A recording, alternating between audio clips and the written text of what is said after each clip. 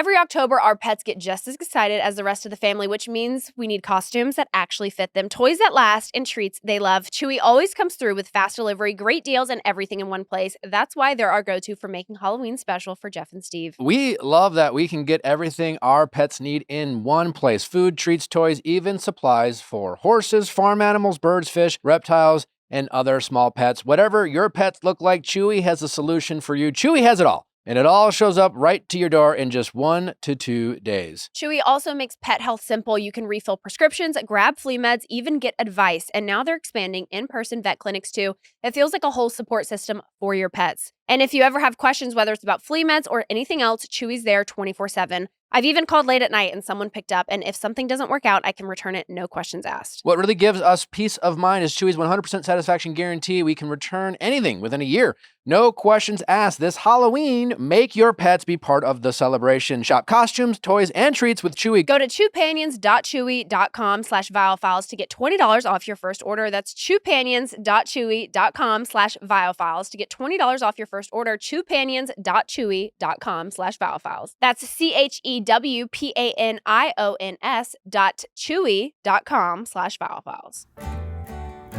Shopify. Listen, it's always difficult starting your own business. I've started a few in my life, certainly here at MV Media. We're a growing company, and a partner that's been by our side since the beginning is Shopify. Shopify is the commerce platform behind millions of businesses around the world and 10% of all e-commerce in the USA. From household names like Mattel and Gymshark to brands just getting started. Every business these days has some kind of e-commerce part of their business, just like NV Media, and Shopify is your go-to solution for all your e-commerce needs. The best part about Shopify, well, there's so many best parts, but one, first and foremost, it can grow with your business. Doesn't matter if you're a business of 1 or a business of 100,000. Shopify is the best solution for you. It's drag and drop functionality. It's very easy to set up. You get a world-class customer-facing website. Their app is amazing. You can literally run your entire business from your phone. The ching every time you make a sale is always fun and motivating.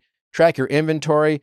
They also have thousands of applications to add on to your Shopify platform to really make it robust and customized to your store needs. Can't say enough about what Shopify can do. Accelerate your content creation. Shopify is packed with helpful AI tools that write product design, page headlines, and even enhance your product photography. Get the word out like you have a marketing team behind you. Easily generate emails and social media campaigns wherever your customers are scrolling and strolling. Also, Shopify makes sure that the people who are adding things to your cart, they drastically improve your checkout rate with all their great features. So if you run a small business today and you have an e-commerce company, Shopify is the solution for you. Turn your big business idea into with Shopify on your side. Sign up for your $1 per month trial and start selling today at shopify.com/VIALL. That is shopify.com/VIALL. One more time, shopify.com/VIALL.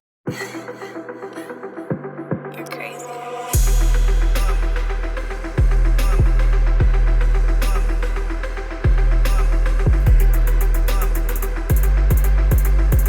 Dylan, welcome back to the show. I'm stoked to be here. I'm very stoked to have you. The first time you came on here, you flattered me by saying that you used to listen to some Ask Nick episodes. Yeah, I still do. I love that. This is of all the shows that we do, this is my favorite show. It's like a passion project. I actually feel like we actually help people. Well, you're good at it. Like when you first asked me, I'm like, I'm gonna love this, but I'm also gonna be as helpful as your dentist would be. Like I'm not gonna give good advice, but I love it.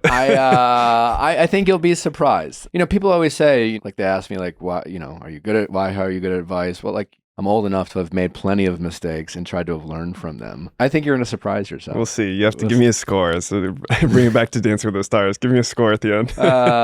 Because also people just want to, like, also that's what I love about this show too. It's just like, you know, when we do the other shows, like reality, you know, I certainly love interviewing people. When we talk like pop culture and reality TV stuff, it's just like, I certainly love giving my opinion, but it's like hazard pay. Where this is, I think it's the most honest way I can like show people who I am as a person, because you can be a little bit vulnerable without like sharing too much about yourself if you don't want to. And I surprisingly like to be a private person. Yeah, people are going to really enjoy hearing your perspective because I think they just enjoy hearing from you, period.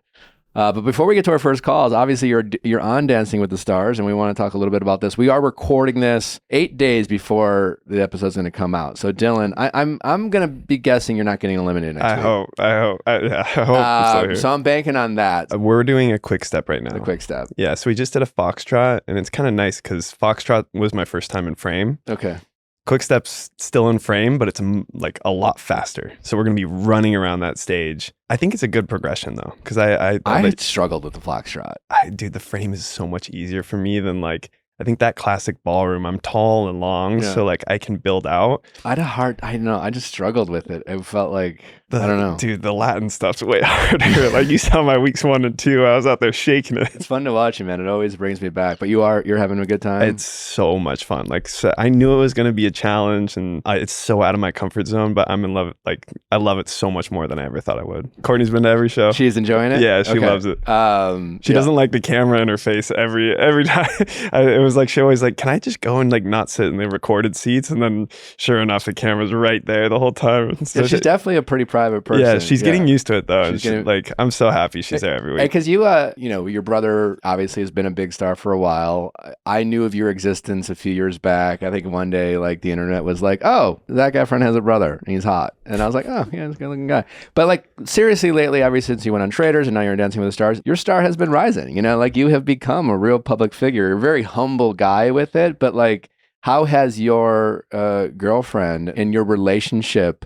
We talk a lot about connection on this show, like staying connected. And in Nelly and I, that's something in past relationships, I never thought about that word and tangibly in a sense where it makes sense. But like in our relationship now, with therapy we've done and things like that, we're mindful of how connected or disconnected we are at any given moment. And obviously with you being busy and the attention you get, how do you and Courtney stay connected? And how has she been with this recent success that you've had in the public eye? I wouldn't say much has changed. So like the cool thing that's changed is we started traveling together a lot more. So like for a lot of these like trips I'll do with brands or whatever, I get to bring her with me. So it's like, I think incorporating her more into that has helped our relationship a lot. Yeah. And then I would be lying if Dancing with the Stars wasn't tough. But I think it's tougher on Courtney than me just because we're in the studio 5 hours a day. Yeah. You're the like, you're busy. Yeah. My brain's mush. My body hurts. So it's like we're actually like I'm living outside of our Manhattan Beach place right now, closer to where the studio is. So that it's trying right now, but like she's so supportive. She knows I love her 100%. So it's like we know it's all temporary, and like so that's why I don't think anything's really changed. Like I know it's hard for us right now, but we're still where we are. We still love each other, and we're in a great place. Yeah, and I like that you mentioned like like doing things together. When you travel and stuff. Like that's something that Nelly and I are pretty intentional about. Yeah. Where we just. We have busy lifestyles, so it doesn't feel we're never suffocating each other because there's a lot of variety. We also just like hanging out together, like which I think is important. Yep. But it sounds like you guys have a good thing going. Before we get to our callers, Dylan and I share the same publicist. She is here in the background. She wants us to plug that Dylan and I are both up for Sexiest Man Alive in separate categories. And it's not Sexiest Man Alive. When I first saw that, I was like, no way. What is it? It's a subcategory. It's a subcategory. Yeah, we don't qualify for Sexiest Man Alive. So it's subcategory. I'm tattoos, which I'm a little offended by. But maybe it's like the dog tattoos and the butterflies don't cut it. Dylan does to have sexy tattoos though. I guess I'm up for Sexiest Podcast Host. That's honestly like there's a lot of podcast hosts. I'm just happy to be included in the same category as Dylan Efron. And Dylan is competing on Dancing with the Stars every Tuesday night, and he needs your support. So be sure to text Dylan to 21523 and make sure that this man gets to the finals. Getting to the finals matters. Winning, that's more of an ego thing. No, getting to the finals is the goal because that means I juiced it as much as I could. No, like I got as much time of learning to dance as I could. Go to people.com and find the sexiest. Yeah, go to sexiestmen.com. It's so weird.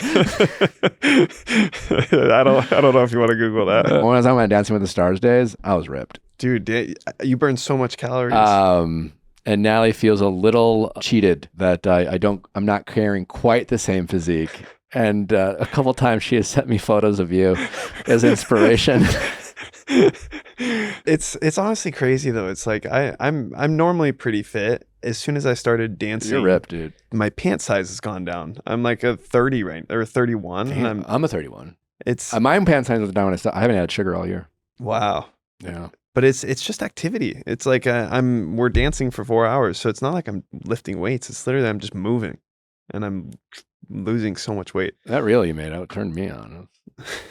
Anyways, I'm gonna stop hitting on Dylan. Well, I mean, I know our callers are waiting for us, so how about we just dive into the callers? So I know you've listened before. I don't read these calls, so like my producers will select them. I go in blind. Oh, I love it. That makes me even happier. So we just kind of active listen, ask questions as they come up. This is just being at a party and someone who calls in says, "All right, I gotta bend your ear, man." It's the best. There's no wrong answers. I know. Let's get into it. So let's get to our first caller. How's it going? Hi, I'm Jessica. I'm 30 years old, and I need to know if I'm dating Mr. Perfect or Mr. Perfect Liar. Okay, well, tell us more about Mr. We don't know yet. So his name's Damon. Is that his real name, or we're? No, it's a fake name. Okay.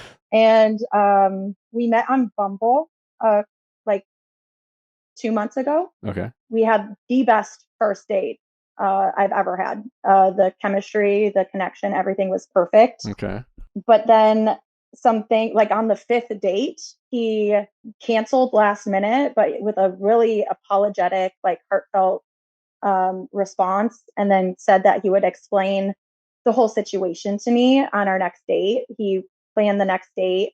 And I actually kind of forgot about it because we both work weird hour jobs, but he was prioritizing me. Why did him canceling require a massive explanation as opposed to like, sometimes things come up? Like, was it like last minute or like? Yeah, it was last minute.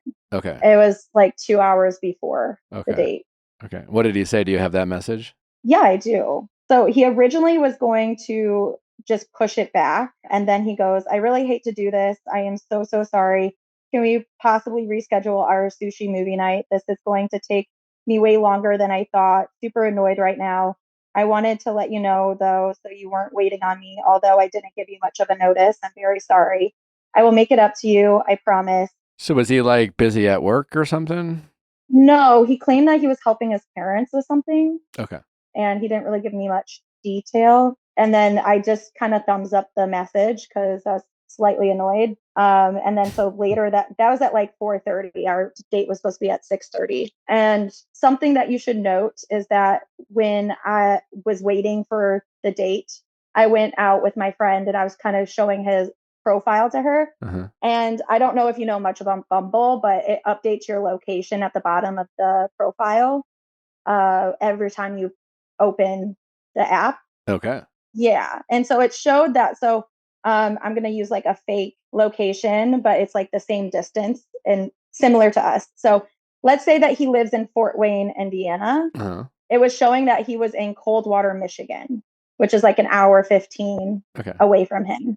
And he lives an hour away from me already in the opposite direction. So a regional dater. Yeah. This might be a dumb question, but are you guys exclusive? Like how many, this is like your fifth date at this point? Yeah, we were not exclusive. What conversations, if any, did you have about like the progress? Like, cause 5 dates, it's like. We didn't really have a conversation yet. Okay. Like, we both seemed to be enjoying ourselves. And he was the only guy I was seeing at that point. Have you hooked up?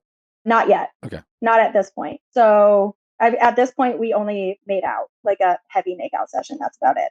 The issue is that that's just where, like, I noticed, oh, okay, he's in this area. You noticed and it got in your head. Yes. But the actual issue is if he lied about his excuse. Just so after, like, I thumbed up the message later that night, he messaged me again saying, "I'm sure you're upset with me, and rightfully so. I'm very sorry again. That's not how I anticipated my afternoon or evening going. Very annoyed and will gladly explain." Wait. So the same night he canceled. That's when you looked at the location and he was in a different state during the day. So he ended up. So at like 2:30 is when he first said that he got caught up with his parents and couldn't. It might have had to push the date back a couple hours. But you know where his parents live, and this Yeah. is not where they live. He lives with his parents. Okay. Because he moved back home All right. a couple months ago. So he's just trying to wait until he can buy a house. So he was not where he was supposed to be, that's not the issue. The issue is when we ended up making up our date, we went to, or I completely kind of forgot to bring it up, like for him to like explain the situation. And he brought it up on his own, which I was like, okay, that's kind of a green flag that he went out of his way to bring it back up. But his story did not have him out of state. It had him rather close to where he lived. And it didn't really make sense. He claimed that he was helping his parents with, they had like they rent a trailer at an RV place. And he was helping them with that. And then their neighbor / friends tried to move a big porch and he helped them. And then one of the guys dropped the porch on his foot and it broke his like toes. And so he had to take him to the hospital. The guy you're dating broke his toes? No, the other guy, one of the neighbors. And so he took him to the hospital. And he grew up in this area. So he's well familiarized with the hospitals in that area. And I asked him like, oh, like what hospital?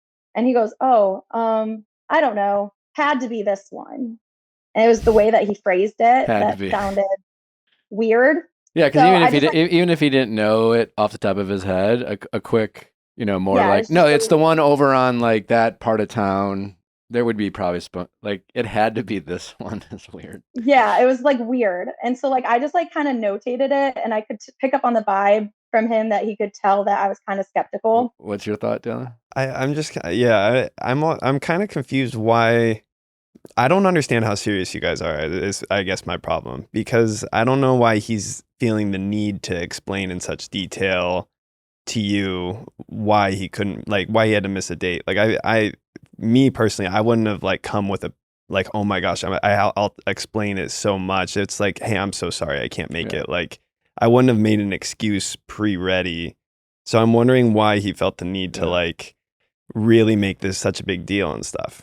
Yeah, to the Dylan's point. And that's why I asked early on. We're like, stuff comes up. Mm-hmm. We don't like a last minute ditch, but the main thing is like someone's willingness to reschedule. Like it's always like, hey, something came up, can't tonight. That's it. Yeah, and then that feels like a flag. Hey, something came up.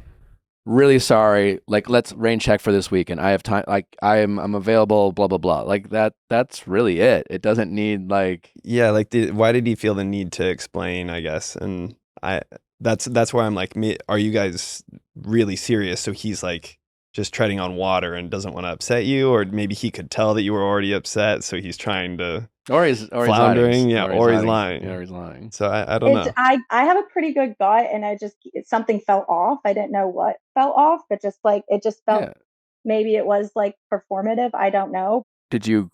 So like, where did you question him? Like, did you just? I didn't call it out yet because I like to have somewhat of like proof before I ask questions, or like that's just part of. Okay. I've been lied to so much. I don't like to just ask questions then not know if they're actually lying or not. What did you do so next? I like to notate stuff. So I ended up so that day we ended up sleeping together that night. Wait, hold on. So what? I was gonna say I ended up because the rest of the date went fine. So I was like, maybe, so in my head, I'm trying to be logical. I was like, maybe he opened the app like earlier in the morning and then fair went enough. home. Minus the details. If we're understanding, because I feel like we're on the same page here. You were dating this guy. You slow played it relatively, maybe compared to like normal hookup culture these days. But only had made out. You had some plans. He had to reschedule, but his excuse gave you kind of a funny feeling where, as you just described, your gut, your body told you, I don't know if he's being totally transparent. I don't know if he's being honest. I don't want to like jump to conclusions. I'm going to hold off. But that very night, even though he gave you that feeling that this guy might not being honest with you, you were like, you know what? This is the night we should have sex. It just, so I do lean more anxious. So Okay. I was trying to give him the benefit of the doubt Yeah. because maybe I was being just like, I'm all in for my head. I'm all for not jumping to conclusions and giving some of the benefit of the doubt, but like that's a threshold you crossed of vulnerability. And again, as we always talk about on this show, like, you know, men, women, whatever, but you know, often women tend to be more vulnerable emotionally after being intimate with someone for the first time. And that's an interesting choice on your part. It puts you in a more vulnerable position. And I would be curious to ask yourself, why did I do that? Right? You mentioned anxiousness. I know I'm not a big attachment style guy, but maybe you're an anxious attachment. And something about your subconscious must have done that to, you know, you were feeling insecure about this guy being honest with you.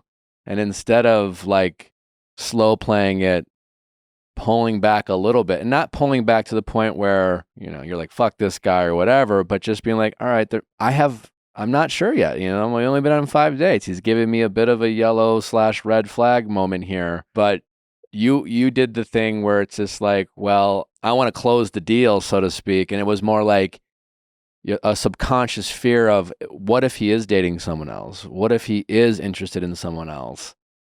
And I would be interested, if I were you, why you made that decision that you did. So we had a movie night that night after dinner. Uh-huh. And it just kind of went that way. It's not No like doubt. Yeah. Yeah. So I didn't really think too much of it. Okay. It just like was an intense makeout that led to that. And he was not pushy. This is another reason why it's so confusing because he was never ever pushy about any of like the physical aspects of it. He always kind of let me take the lead on that area.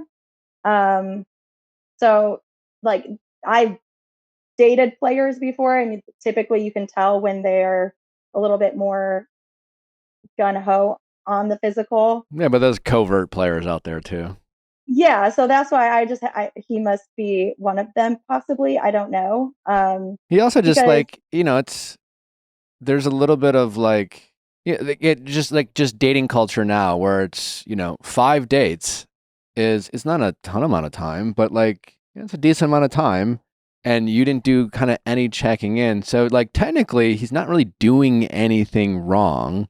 And I think a lot of people these days, when they're dating people and going on dates, it's like, unless you guys are like saying, well, all right, we've been on 5 dates, you know, you were like, I'm not dating anyone else, but it doesn't sound like you really communicated that with him. You made a choice for yourself, and you're like, I'm not going to date anyone else because I like him.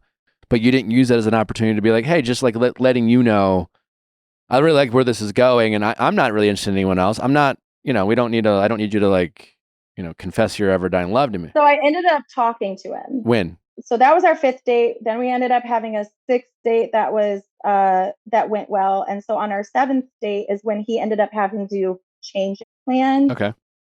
Just because, which was another one that was a little confusing, because he supposedly lives with his parents and he has a dog. His dog should be with his parents, but he claimed that he might have to change his plans.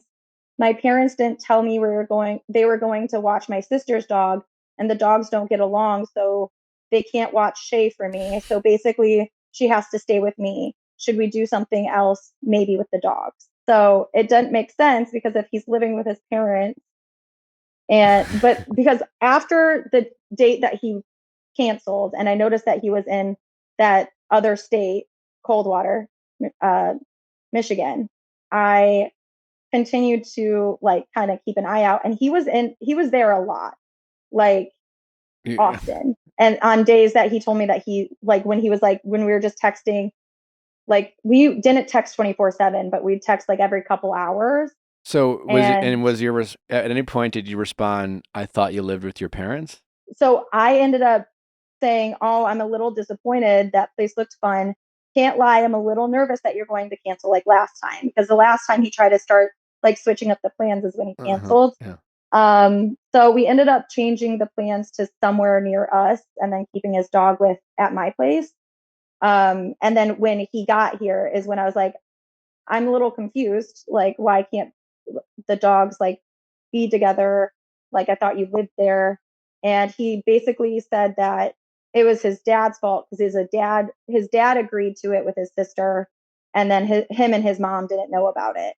So he was just kind of playing it off like, oh, dad made this plan and then didn't communicate it to us. So I kind of was and got the shit end of the stick.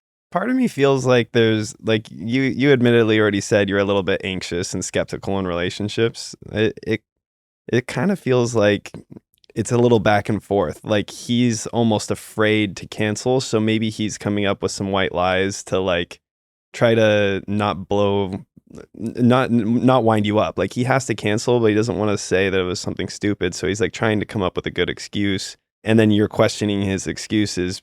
And I think it could be like perpetuating each other a little bit. Like you are anxious and skeptical. He knows that, so he wants to really like make sure that you feel comfortable. Like, and I don't know, maybe it's like self-perpetuating in a way. Well, to that point, I'm curious about you. You know, you date, right? So like you went on 5 dates with this guy. Like you didn't have conversations about like, what are we, which is totally fine, but you decided that you're not dating other people. So from your point of view, like what are your expectations? If you're not having the exclusive conversation, then I'm assuming that you must at least accept that like you met on the app, so he's probably still on the apps. He might be matched with other people. He could be going on other dates.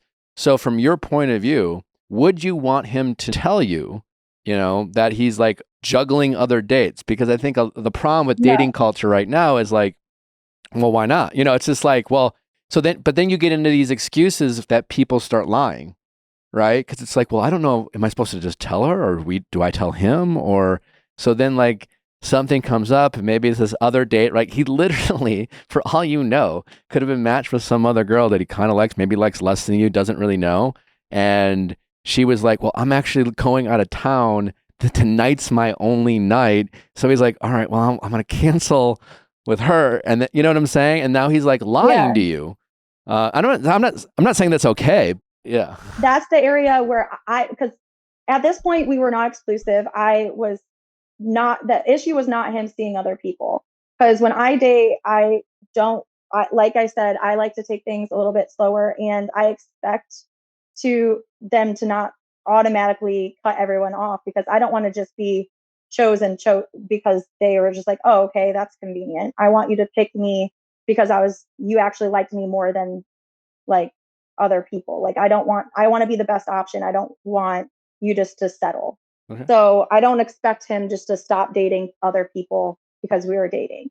My issue was the possibility of him lying. Because like I've dated multiple people, and I've never lied to somebody. Like if they said, "Oh, what are you doing tonight?" I just say, "Oh, I have dinner planned." I don't say, "Oh, I'm seeing my sister," and like make this extravagant lie. Because if you're lying that easily now, like what else are you going to lie about? That's kind of where my head was concerned. Because I'm a really straight up person. How old is he? He's 30. Okay, that's great that you are, and I agree with you. I do think that a lot of people justify these white lies, especially when there's a lack of understanding what the expectations are between two people. And it doesn't justify what he's doing.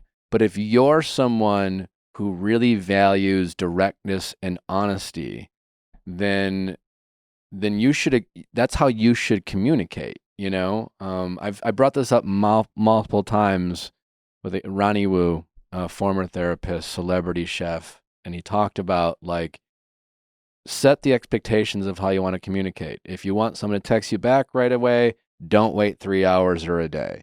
You know, like don't, you know, like a lot of times people like don't text back right away because they don't want to sound too eager. But like as soon as someone texts back right away, then it's like a green light of like how to communicate, right? So you need to maybe be more direct with what your expectations are. And I think that would just help you out. Yeah. Well, I confirmed in the beginning of our dating that he was serious about dating. Like I asked him what his intentions were with dating.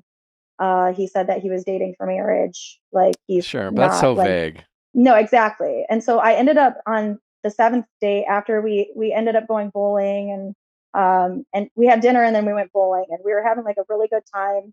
And then towards the end of it, I brought up the conversation. I basically said it was like a temperature check. I was like, kind of just wanted to do a temperature check, see how you're feeling. And he was like extremely vague. He was like, I'm having a good time with you. Like, I enjoy getting to know you. And I was like, well, I literally said, well, that's a very vague answer. And he was like, well, I don't know what you want me to say. I can't sit here and say that I'm falling in love with you. And I was like, okay, I don't appreciate you doing that. Like, you're like putting this back on me and twisting it into something that it's not, when you know exactly what I'm asking, like on where you stand here. And then he went back to, well, I'm dating to marry. And then and he goes, I'm just in a weird place right now because I'm living with my parents and I'm looking to buy a house over in like the Michigan area, let's say. So kind of the area where he's been. And he goes, and so I would be a little further away from you. And I was like, that's okay. Like, I enjoy my independence. So that's not an issue for me. I ended up saying, like, speaking of Michigan, what's in Coldwater, Michigan? And he like looked like a deer in headlights and was like, oh, well, my cousins live in Coldwater. And I was like, okay. And I kind of just like told him outright. I was like, the day that you canceled, I happened to be on Bumble showing your profile to my friend, and it did show your location there. And it's kind of popped up there several times since then. So I'm just kind of curious on if you could have been like fibbing on the reason why you canceled. And he didn't really respond with an answer. He kind of was just saying like, oh, I'm sorry. Like, I did open my Bumble when I was over there. Like, I apologize for that. I'm like, that's not what I'm asking. And that's not the concern here. Like, we're not exclusive. That wasn't my issue. My issue was the possibility of you like lying. And he was like, well, you seem like you already know, or you already believe what you're thinking. So like, I don't really know what else to say. And that's really all he gave me. Yeah, I hate this response from him. Yeah. It sounds like he's just not ready. Yeah. It sounds like you're more ready than him. And like, I think that's a step back. Like, if it seems like you're more in than him, and maybe it's just time to take a little bit step back. It doesn't mean it's not going to work out or anything, but it's like, and maybe I just don't understand dating culture, but like, you can have an incredibly emotional relationship from phone calls and texts and like stay in touch, and like, maybe the timing isn't right for him right now, but that doesn't mean it's not going to work. So I don't know. It just feels like you're a little bit more ready at this time than him. So it's not done. Okay. Okay. His lack of communication, like, it's been give us the where are we now. So I was about to say, it's been like a week since I've spoken to him, because we came back for him to like pick up his dog. And as he was like getting his things together, I kind of was just like standing there, like we were standing there in silence because he wasn't giving me anything. And then so he puts his stuff in his car, comes, gets his dog, walks out, doesn't say a word, and leaves. Is it? And I have not heard from him since. Okay. So I just need to know, did I self-sabotage this? No. Listen, I definitely have some notes for you. Okay. But I don't think you self-sabotaged it. I don't think you did anything wrong that would change this outcome with this guy. To Dylan's point, I completely agree that he's probably just not in the right state of mind. And if you've listened to the show, like you've heard me say, and I didn't realize this at the time, just how I think, especially for men, if they don't feel established with other aspects of their life, I think it's really hard for them to commit. They really I think a lot of, especially guys, have to feel like a sense of purpose. They have to see their future in their kind of current state. When I moved to LA, living, at my buddy's place, like not knowing, like quitting my job and just like out here, just like hustling, I was dating like crazy. And I was certainly like, I was in my mid 30s. So if you asked, I was like, yeah, I want to meet someone for sure. I'm dating to marry for sure. Like that was definitely my answer. But I just don't feel like I realized how difficult it was for me to mentally really commit to anyone, because like I was living at my buddy's place, I didn't feel like, I was still figuring out myself in a sense, or what I was going to do. That's not an excuse, but I think for the ladies out there, if you're dating a guy who's living at home, anything that sounds transitional, hates his job, complains about his career, like, hey, I'm saving money for I'm living at home, like saving money or living with a friend, like that's definitely a red flag in terms of whether they want to settle down or not. It's a huge red flag for their actual ability to really be in a place where they really want to. And it's very easy for men to say, well, I want to like settle down someday for sure. Like they all mean it. Like I've always said, like even in my book, like every fuckboy wants to get married someday, like they're going to someday. They will find their parent, I've never thought about that though. It's a little bit of a subconscious that like before you're ready to commit, you want to make sure that you are monetarily like you can actually provide for a family. It's like subconscious. You can do it without needing to be the provider, but there is a part of you that's like there's a part of you that's like, no, I want to take care of my family. I want to build something around it. You want to feel settled and things like that. And so I think it's just in general, when you're meeting men who give off this kind of energy, I would just proceed with caution. It doesn't mean they're incapable, but I would doubt their ability to actually commit. Because just like in all the other areas, he seemed like genuine. Like he was actively pursuing me. He was talking to me, but not overly talking to me. But there were like thoughtful messages. And because he is probably a guy who wants to like he probably likes having a girlfriend. He probably does want to settle down. He's an early 30-year-old, so it's not like he's 22. I guess my concern is because if I didn't have him, like if we met in the wild and I didn't meet him on Bumble and I didn't happen to see his location and catch him in that possible lie, how do I filter this? Yeah, but I don't think, I think you checking the location just maybe sped up the inevitable. Because again, he was already canceling plans. He was getting a little flaky and inconsistent. Again, I think the most important part of this call was the fact that like you hooked up with him that night. And I think you need to be mindful of that kind of your subconscious choices. And like my big thing is like, get yours, have your sex. I'm not here to tell people when to have sex. I've had one night stands, like I've had meaningless sex. Have some fun. But you got to separate hookup culture and dating culture. And, and I think for men and women, and just like, again, like, I don't know how you respond to like sex and being intimate with someone, but I think you should just be honest with yourself about how you do respond and how that affects you emotionally. And just be careful about that. Like, and again, like when you say, and don't have the bar so low with men in the sense that like, I know there's a lot of pushy guys out there who after the first date are, giving you the moves and like this guy just wants to fuck, like I get that, but just because a guy is being a gentleman doesn't make him Prince Charming, and it doesn't mean he's still not a guy who, if you want to have sex, he's down to have sex with you, right? You know what I'm saying? Because like he sounds like a respectful, decent guy, right? Who probably someday wants to get married, and he's well-intentioned, but he's out there dating and he's on the apps and he met you and probably met some other people and he got a little messy with how he communicated. And I think your communication could be a lot better. And I think you could be more honest with yourself about what your expectations with dating are. And you mentioned, well, I want a guy to pick me for this and that. We all want to be chosen. I get that. But I strongly believe this. Like if you're dating in 2025, and especially if you're on the apps, I think you should lie. I'm kind of kidding, but like, tell a guy you have another date. If you are casually dating and you guys aren't exclusive, do not be afraid to tell a guy that other men are pursuing you. Do not put yourself on the sideline for him.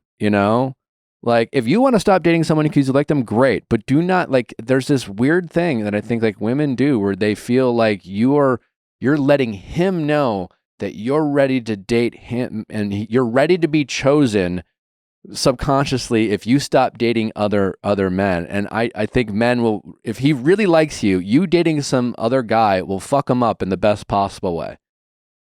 And even if you don't have a date, I wouldn't be afraid to just be like, yeah, I mean, I got a date tonight. And I wouldn't say I have dinner plans. I would say I have a date. Okay. I was about to say, because I typically do date multiple people at once. It's just I enjoyed him and I didn't have any other pursuers that like I actually wanted to date. So that's kind of where I was at. That's totally fine. But I'm just saying, be direct. But like make him feel like he has competition. Sure. But like, you don't have to be manipulative about it. But like you said, I usually say I have dinner plans. Just no, say I have if you have a date with another guy and you're dating some other guy who, for whatever reason, you two haven't had any type of like, what are we? Then and again, your whole thing calling in is like, I want honesty, right? I want a guy to be honest with me. I want him to be transparent, but you're not actually being totally that either. Because, it's not like I have dinner plans is an admission of the truth when in reality you have a date and you're withholding that information, and that's slightly better than what we all are assuming he did, which is like he probably had plans with another woman, and he made more of a lie. Yours was an admission of the complete truth. Yours is better, but it's not fully the truth. And if two people aren't exclusive, if they're allowed to date other people, then do that, right? And it will be attractive to men. It will. Because you will be honest and you'll be confident and you'll be direct and you will force the conversations that ultimately you have a hard time, it sounds like, instigating, which is like, when do I ask a guy, what are we? When do I ask about exclusivity? When do I like set those expectations? Normally I'm really open. I think that whole thing got me, like, I was still trying to gather details and information for myself before I had that conversation, because I still didn't know if I wanted to continue pursuing him if I found out that he was, like, I guess, lying and canceling on me. I'm like, now I'm going back to the original question, which is like, is this Mr. Perfect or Perfect Liar? And I think maybe part of it too is just like a little bit of changing mindset of like, I don't think when you're on the like a 6th date or whatever, you're gonna find Mr. Perfect. Relationships evolve so much as you get to know people. So maybe looking for more green flags and looking for less red flags and just being like, wow, this guy has potential. And like, maybe the more we see each other, he's going to become that Mr. Perfect to me. But I think the odds that you're going to find Mr. Perfect on that first date is so low. It's like relationships just evolve and you start to understand people more and see what you want. So I think he's neither. He's perfect or neither. A perfect liar. And I think he could become Mr. Perfect. And I think it's just like that mindset of like, wow, there's so many green flags. I've been burned in the past. It sounds like you have. So you're looking for these red flags. Everyone's going to have red flags. They're like, if you're looking for them, you're going to find them. But maybe this guy had a lot of green flags that you could focus on, and eventually like it might get there. But I think it's well, we haven't spoke to for a week. I'm guessing this guy's not it, but I'm guessing he's not it. But in the future, I'm saying. Your question about did I self-sabotage, I'm guessing is coming from a place of how things got communicated. I think you got mad, and I think you weren't confident about like, can I say this? Can I not say this? Because again, we're not boyfriend and girlfriend, and things get a little muddy when you have expectations, but those expectations aren't communicated. And then he could tell that you got mad. And then he was like, well, I don't want to even deal with it. So his like picking up his dog and walking out was like, and I feel like that's a fairly typical situation. I would just love for you to really hold yourself accountable and just be confident in what you're bringing to the table. And just be direct with the guys that you are casually dating or seeing. You got to start asking a little bit more direct questions, like don't ask the vague questions. You'll get the vague answers. Like, are you dating other people? I just want to I'm not. If you are, that's fine. I'm not saying it's bad, but I just want to know, especially after you're intimate with someone, you have a right to know. You have a right to know if they have other sexual partners and things like that. That's just having safe sex. And I guess that's where Nick was saying, like, you don't even have to see other people, but you could say like, hey, I'm so sorry. Like I got asked on a date. I wanted to ask you before I went. Yeah. And like, even something like that, that's just like, could be a total lie, but then you're gonna see like if he's like, oh, go for it, like just see what changes or something. Like I think there is something to holding your power and not letting your anxiousness get the best of you, and just like try to get on the same page. When you found out he might be up to something, instead of, to Dylan's point, like holding your power, you became more vulnerable. And instead of saying, I'm not sure, like red flag, pull back, ask more questions, you push the chips all in. Yeah, you felt powerless, right? You liked the guy, that's fine, you know. You became less certain where you stood with him, and so you allowed him to have all that power out of fear of losing what you thought you had. And when as soon as you called in, and you know, and the callers like will hear this, but like I find when someone says I had the best first date, it's just like a huge red flag because it's a one date, you know. It's you can't tell, and I'm glad you had a great first date, and that should be a fun. That's like that was a lot of fun, and you can get excited about that. But it's just one date, and sometimes good daters who are really charming are really good at having great first dates. You know? Yeah, I can see that. I just normally I don't have the best first dates, so I guess that's why I was just saying it was like a really good first date. And that's all, and enjoy the first date, but don't crown them just because you had a good first date. And then I also just, like, you know, I would know if I were you why you decide to hook up with people one way or the other. You know, you were like, well, you know, we had a good movie night and it just kind of happened, which is fine. But like, was it to have sex? Was it to advance the relationship? I just want you to know why you're making that decision, you know, and I want you to be confident in that decision, whatever it is. I also want you to know too, that you're not doing anything wrong. Like I feel like, I don't know, parts of this conversation feel like you're hard on yourself and wondering if you made a mistake or something. Like you did a lot of right things. You didn't have sex with them for the first 6 dates. You like communicated in a good way. Like, yeah, there's little areas that you could improve on based on the story and how it went, but it's like, you know what you want and you're doing it. So like I'd have faith that you know what you're doing and what you want, and it's gonna happen. So like I think this is just one guy that wasn't ready when you were ready, but it sounds like you have a lot of experience in knowing what has hurt you in the past, what you're looking for, and you're on the right path. So it's like I think just have confidence and retain that power a little bit more. How old are you again? 30. What are the ages of the men you're usually dating? Typically my age or older. Okay. Only by like a couple years. So Okay. I think the oldest is like 32, 33. I would be curious if like maybe aging up a few years could help.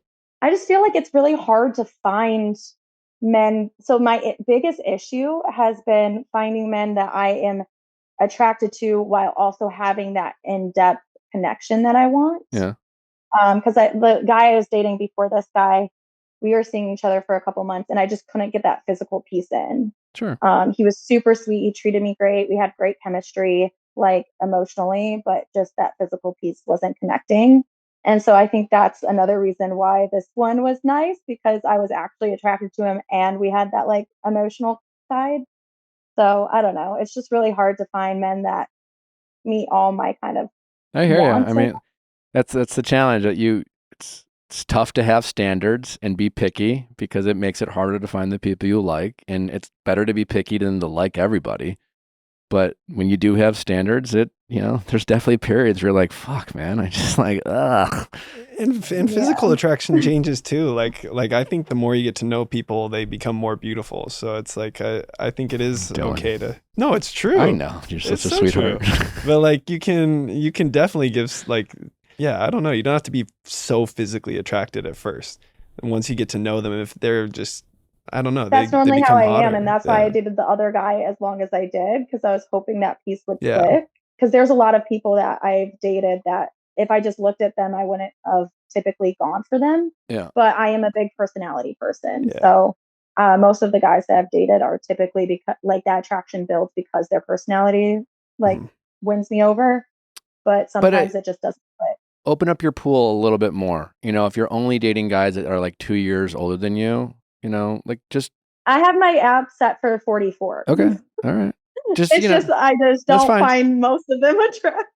I'm not saying they're all going to be better. I am just saying, like, sadly, I think men are maturing slower than they used to. Yeah, no, I have faith in you. I think the only thing that like again, looking for those green flags in people rather than sussing out the reds, and then also like be aware when you do look for those reds that it also has that feedback pattern too, because as soon as someone starts questioning me, I'll get defensive. Yeah. So I think it's like you want to be that confident, powerful person that I want to just be upfront with you, that I trust and all that stuff. If you start questioning me, I'm going to start questioning everything as well. Yeah, I think. that's a great point. That was kind of the point I was trying to make earlier, where it's just like, in terms of like better communication, it's just like rather waiting to the point where you're feeling anxious and you're waiting, and like I get wanting to give someone the benefit of the doubt, but rather like just try as much as you can to challenge yourself to communicate what you're looking for and your expectations. And it's okay to check in on a somewhat regular basis with the people you're dating about like what you want from them and see how they respond to your expectations, because that doesn't sound like an accusation. You waited to the point where it was like, hey, I was looking, it's like I was looking at your location and where were you? And like right off, it's just like, it's kind of, it's you're going to get really defensive. Yeah, because then he's like, wow, if she's already doing this, Yes. like she's going to be tracking my location, and it and just, it was such an honest thing you did. Like, totally. Yeah. But everything has that feedback pattern. I was gonna say, it wasn't like it was an intentional thing. Yeah. It was just like I was showing my friend the bump, like his profile. But there's just that weird thing in dating culture where it's just like, do I tell, like, it's like, yeah, you should tell them. People like justify these white lies because it's like, well, I don't want to be rude or I don't want to be a dick, but just be honest, like give them an opportunity to see how they're going to react. You also learn a lot more about someone when you find out how they react to the disappointment. Yeah, that was a thing that, because communication is, even though it sounds like I'm not a good communicator, I pride myself on how far I've come. Because I was a really bad communicator for a long time, and I've been going to therapy for years to fix it. We always have to work on our communication because it's so easy to convince ourselves, like the more passive approach to being direct. It's a two-way street too. Yeah. Like you can be an incredible communicator, and you're dating people that suck at communicating. So that was what I was going to say, was that it's a non-negotiable for me to have a partner that can communicate. And he obviously showed that he's incapable of that on our last conversation. And on the third day, I kind of questioned if he was going to be a good communicator or not, because he said that he leans a little bit avoidant and that he's not necessarily the most efficient communicator. So that was already in the back of my head. And then the fact that he like walked out without even trying to talk about anything. Lead by example. My final note before we let you go, and I hope this was helpful. Thumbs up when you're annoyed is not the best form of communication. Well, I didn't want to like. I know. I wanted him to know that I got the message, but I didn't want to. It's okay to let someone know you're disappointed. Okay, that's disappointing. I hope I'm just saying. I want you. I want you to be the person that you want to be, and I want you to have the type of communication that you're striving for in a relationship. And I just want to point out little things that are a little contradictory to the energy that you're hoping for to have in relationships. We all do these things. Like it's like the passive aggressive, thumbs up. Like I don't want to make it a big deal, so I'm just going to let you know I'm annoyed. We all do it. I still do it, but it's definitely not the most productive. Okay. I will take that. All right. Well, thanks for calling. Thank you so much. All right. Thanks. Take care. See, you're great at this. Yeah, it's hard because it's like I know she wants a relationship, and I feel like it's like you want to be honest, but it's also she's doing a great job. It's like hard to hear. It's tough. Yeah, it's really hard to hear. Yeah, there's a lot she did right, and then it's like we have to focus on the small things, and it's like I know it's tough. Yeah. All right, let's get to the next caller. This episode is sponsored by BetterHelp. October 10th is World Mental Health Day, and so always a great time to celebrate BetterHelp. BetterHelp has been helping people jump into therapy like never before. Again, we talk about it all the time. We understand that therapy can be intimidating, it can be expensive, and incredibly inconvenient. It also, it's really important to find the right therapist to make sure that you're getting the most out of therapy. I can't tell you how many times I've talked to people who have said, oh, I've tried therapy, but I don't know, it just didn't really work for me, or I didn't feel, and I ask why, the therapist, I don't know. Listen, not all therapists are created equal. Also, not all therapists are meant for you, but with therapy, they're working with over 30,000 therapists to make sure that you can match with a therapist that's right for you. You can switch therapists for free until you find someone that you feel comfortable with. It doesn't matter what you are stressed about. Get it off your chest with BetterHelp. Maybe it's work problems, relationship problems, money problems, or just general anxiety. I find that most of the time just talking it out with a professional is always helpful. It's great to talk with friends and family, but sometimes you need an unbiased opinion, and you don't want to wear your friends out with some of your personal problems, and maybe you also don't want to open up to people that you know personally. It's great to just have a professional stranger just to hear you out. I can't tell you how much it's helped me. It's incredibly convenient and flexible. Wherever you are, you can do therapy. All you need is an internet connection and a device. BetterHelp takes all the excuses out of all the reasons why you might have avoided therapy in the past. If you've ever thought about it, if you're stressed about it, if you even consider it, take the time to go to BetterHelp.com right now. Answer a few questions about the therapy you're looking for, and you could be matched with a mental health professional in just a few hours. This World Health Day, we're celebrating the therapists who have helped millions of people take a step forward. If you are ready to find the right therapist for you, BetterHelp can help you start that journey. Our listeners get 10% off their first month at BetterHelp.com/VIALL. That is BetterHelp, HELP.com/VIALL. Grammarly, listen, if you are running any type of office, if you have employees, I know as an employer myself, I want to make sure that my team is working on the things that I hired them for. I didn't hire them to write sentences and spell check their work or know where commas go. I hired them to be creative, come up with great ideas for the company, but you also want to make sure that you are sending effective emails typed properly. If you're like me, I'm dyslexic. It doesn't matter how many times I proofread something. I always have a typo or an error. But since Grammarly has helped our business grow, they help take all that busy work off your team's plate so that they can do the job that you hired them for. Grammarly has features that are tailor-made for working professionals, so you can get all your writing done from start to finish all in one place. Bring more polish and impact to your emails, presentations, and proposals without switching between tools and tabs, all while simplifying your voice and moving your ideas forward. Instantly generate well-written drafts with AI to get your ideas down on paper. 90% of professionals say Grammarly has saved them time writing and editing their work. Grammarly sets the standard for responsible AI you can trust. AI-powered tone features help you communicate confidently. When you're typing an email, you want to make sure you're coming across professionally, you're not sarcastic. Some people try to be funny and it doesn't land. Well, let Grammarly make sure that you have the right tone for the right email to have the right impact. Edit quickly with context-aware suggestions everywhere you write. 93% of professionals report that Grammarly helps them get more work done. Can't beat that data. You deserve to be equipped with the best tools to do your job with the right AI support. Grammarly is designed to help professionals with real-time writing support on any project, email, or more. So easy to use, easy to sign up, and I promise you won't regret it by getting yourself and your team Grammarly today. Sign up for free and experience how Grammarly can elevate your professional writing from start to finish. Visit Grammarly.com/podcast. That's Grammarly.com/podcast.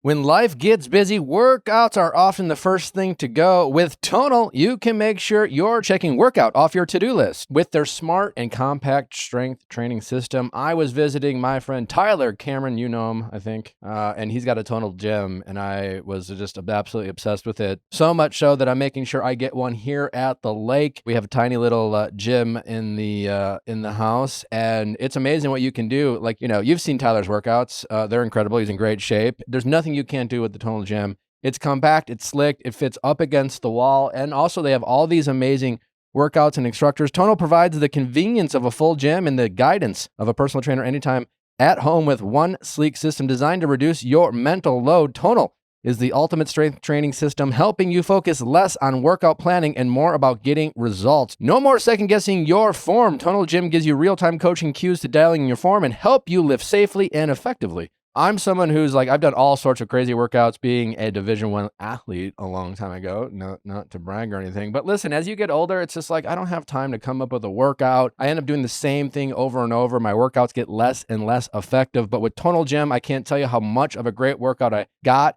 And most of the workouts will take 20, 30 minutes. you can be so effective, grind out, and it's like it fits in your corner of your garage, or if you have a separate workout room. It's truly amazing. Right now, Tonal is offering our listeners $200 off your Tonal purchase with promo code VIALL. That is tonal.com, and use promo code VIALL for $200 off your purchase. That's tonal.com, promo code VIALL for $200 off. How's it going? It's good. How are you? Good. What's your name?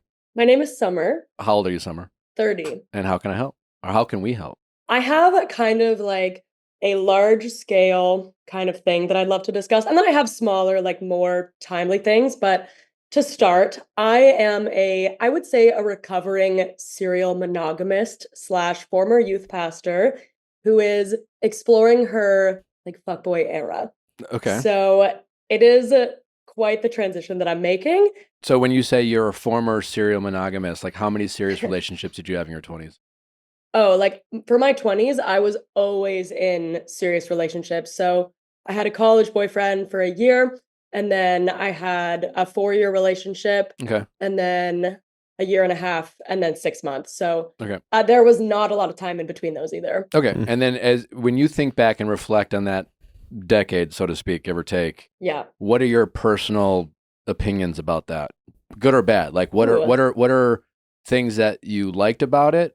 What are things that you didn't like about it? And what are things that you learned about yourself in relationships? Oh, that's a great question. So I think it's interesting looking back at it because I think that I was so I think my sense of confidence really came from being in a relationship. Okay. Like now that I'm kind of actually experiencing being single, I feel like it's really been a test to kind of be like, okay, can I, go up to a like social gathering and feel like confident without another partner with me? Yeah, just a lot of my sense of worth came from another individual all throughout my 20s. I can also put it out there that my dad passed away when I was 15. So it's very possible that like maybe there's some unresolved daddy issues there. So maybe I was just trying to like find that kind of love from a partner. That's very possible. I also think like I've been a good partner. I do like having a partner, but yeah, I think it was really important for me to finally spend time on my own and actually kind of learn about myself. Okay. And then other than being a fuckboy, as you say, what are some things that you are, as an independent woman right now, what are things that you are focusing on outside of dating? Yeah, there's a lot. So I'm going back to school right now. I'm working towards a master's in counseling psychology. Awesome. I still like my passion is youth work and it always will be. And yeah, so I'm working towards that. So another way to put it is I feel like I've been living I feel like I lived my 30s and my 20s. And now I kind of feel like I'm living my 20s and my 30s. So Totally now that relate, I'm out of this job, I'm like, I want to do fun things. Like this winter, I'm going to try to work as a snowboard instructor. Like I'm going to try to do serving. I feel like I just want to experience what like a typical, I don't know, person in their 20s experienced. Cause I feel like I didn't do that at all. I went right into like a serious job, serious relationships. Yeah. And now I feel like I'm kind of I relate so not much going to that. backwards, but you know what I mean? I can, we very both. much relate. Yeah. Yeah. I was so boring in my 20s. Yeah. No, that's literally how I felt. And I was very curious, especially to come on this podcast, because I know, Nick, like I've heard you talk about the fact that you did have kind of like, I don't know if it was necessarily Christian, but some kind of religious I was very Catholic upbringing. Yeah, Totally. So that was in part too why I wanted to come on. Do you want to have kids someday? Oh, so I don't necessarily want to have kids. I'm really open to building a family, but I've never had like a maternal instinct. Like I don't really like babies that much. But I would love to have a family. So I would love to adopt one day. And especially because I am really good with adolescents, like I would adopt like a 10-year-old. So yes and no. But it's not something like I don't feel the pressure of like a maternal clock. All right. I don't see what the issue is. Everything you said sounds Right? awesome. Yeah. Thank you. You're in a great place. Yeah. So, well, to that point, like, what can we help you out with? Like, what do you? Yeah. So I think a large part of it is maybe some like religious guilt, I guess, of like trying to explore. Like, I feel like I'm in a place now where I feel that, especially too, like sex is like a healthy and good thing. But coming from someone who, and I was like, for the longest time, like I was saving myself for marriage. So I don't know, it's interesting trying to like explore myself as like a sexual person without feeling that kind of like, I don't know, religious guilt. Cause I also like, I still consider myself someone who like, I love Jesus. I have a lot of problems with like American evangelicalism, and like I consider myself quite a progressive person, but there is still, I think, some of that like deep rooted Sure. religious trauma. Yeah, I'm familiar with that. Like, so what have you been doing lately, dating wise? Like, how's the hooking up I'm going? hitting the apps. I'm hitting the apps. Okay, are you getting laid? Like, how's that going? Yes. Okay, and how's that been? Like, how? I don't know, it's been fun. Like, I feel like I've gotten to a point now where it kind of feels like, I don't know, it could kind of just be so meaningless at times. Yeah. Yeah. And I had one person recently, and I was gonna ask, I don't know if you think I'm crazy for this, but like we kind of had this like 2 week kind of fling, and I was really into it. And he seemed like the first person that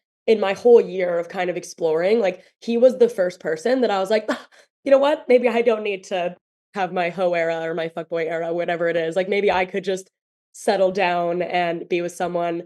And it seemed like he was also very into it. And then out of nowhere, kind of just like ended it. Yeah. And it was in a phone call too, and that was kind of a bummer. But yeah, I don't know. And that one really hurt for some reason. Sure. Like, I don't know. I've been happy just like going on dates and meeting people, and I like being single, but that one kind of really hurt. I have strong opinions about all this. Yes, I'm tell curious me. what Dylan has to say as well. But Yeah, as I sit here today, like I love my life. I wouldn't change yeah. anything about it. Mhm. Love being married to Natalie. Love my Yeah. daughter. I Yeah. certainly waited a long time to find those things. Totally. But I'm currently in a position where I wouldn't change anything. You know, that Mhm. being said, like I was a serial monogamist all through my 20s. Yeah. After I got out of that last relationship in my early 30s, I was finally comfortable with being single. And like you, like I Yes. felt like all my value was wrapped up in this desire to be in a relationship. Internally, I felt like that was wrong, but I felt that almost crutch, or that it just was, Mm. even though well intentioned, it got a little almost toxic where I felt like Yeah. I couldn't be independent outside of that, right? So I think that was good for Mhm. me to realize that and separate that a little bit and like be comfortably single. And that like first year of being single, I really prided myself on being like a fun third wheel or a fun fifth wheel with my Yes. groups of friends and Oh, things like that. same. So 100%. then that's good energy to have. But then I got Mhm. real too comfortable with being single for a while. Yeah. And then all of a sudden I blinked and part of it is like going on The Bachelor and all that shit really, Yeah. really threw my life upside down and Oh, yeah. I remember the season.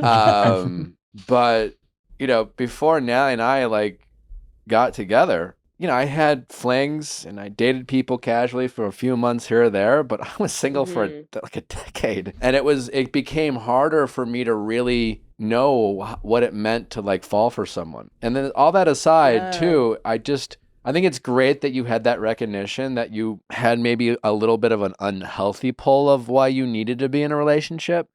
As far Mhm. as the religious like trauma and shame, my best advice for you to like just realize that that's all it is and kind of get over it. You're not going to burn in hell. I don't think so. I don't know. Right. I'm not Well, I God, but don't like, either. you seem like a good Yeah. person, but like, I'm Oh, guessing thank you. if God exists and there is a heaven, there will be a lot of things that, he'll probably care about outside of like you, I don't know, getting laid. But anyways, it's not No, I whatever. completely agree, Yeah. and I think, like, I don't know, because I like, so also when I graduated high school, I went straight into, like, Bible school, like, did a 4-year bachelor's there, and then went straight from that to working in my church job. Yeah. So there was, like, no chance to really explore out of that, and I had been kind of wondering, like, I had been thinking about leaving the job for a long time, but I was so passionate about, like, the youth that I worked with, so it was a really hard decision Yeah. to, like, whether or not I was gonna leave or stay.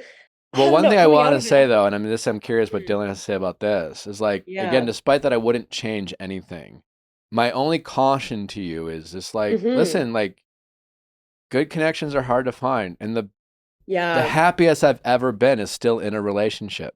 you know? Totally. And I think we're in a dating culture right now that we've gone a little too extreme with Miss Independent, Mr. Independent, and like, Yes. and I think it's okay to want to be in a relationship. And I think you want to find that healthy balance.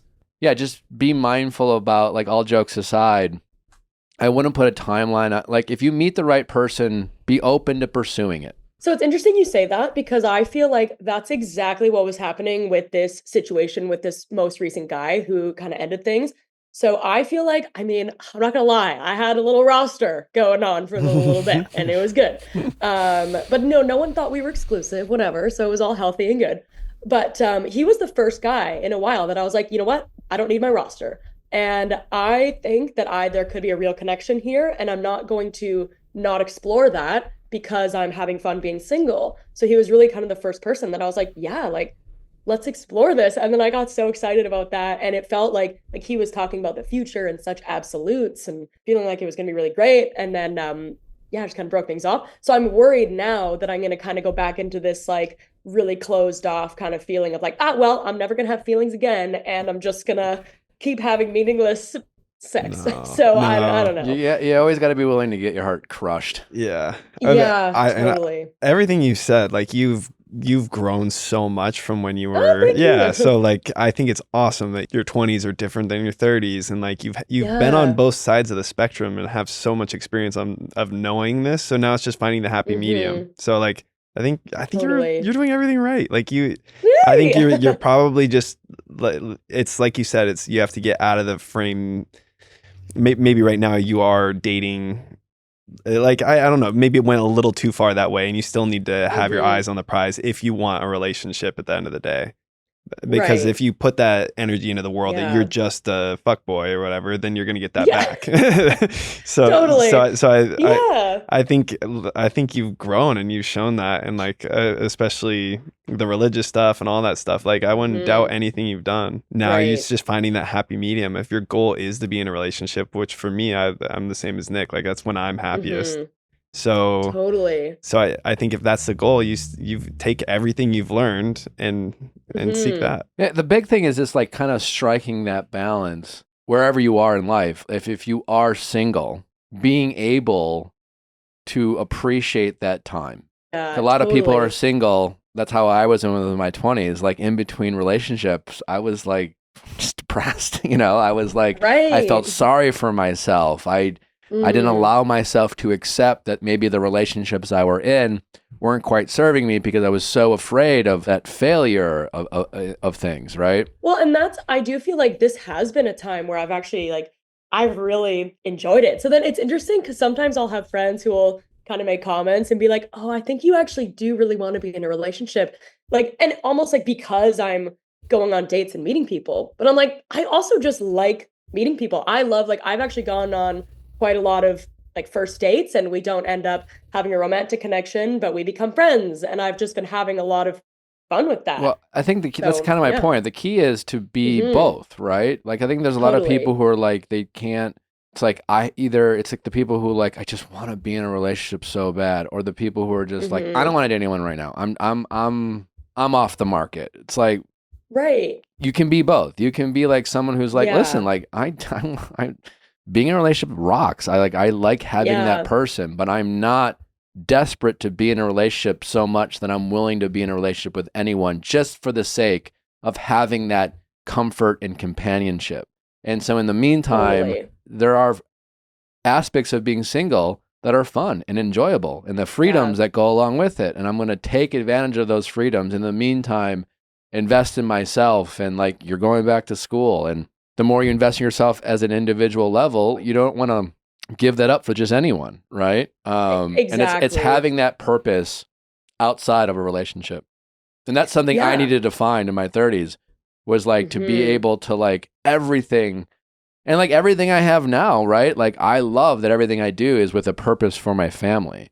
But I needed to be able to figure that out on my own without, I needed to do that before, which is why when we were talking about with our last caller about I think especially for guys, I had to find my thing on my own. Well, it's interesting you say that.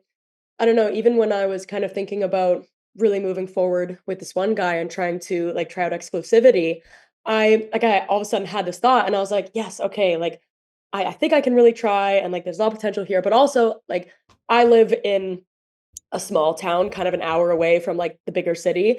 And I'm going to move to that city soon so that I can like be by the mountains and do a bunch of snowboarding and whatnot. And like going back to school. And there's all these things that I really envisioned going into this era of my life as a single person. I don't know, like I feel like that's what's meant for right now. And kind of as you said, I'm holding it with open arms. Like I'm kind of like, okay, I am enjoying being single right now, but I'm open to the possibility of being in a relationship for sure.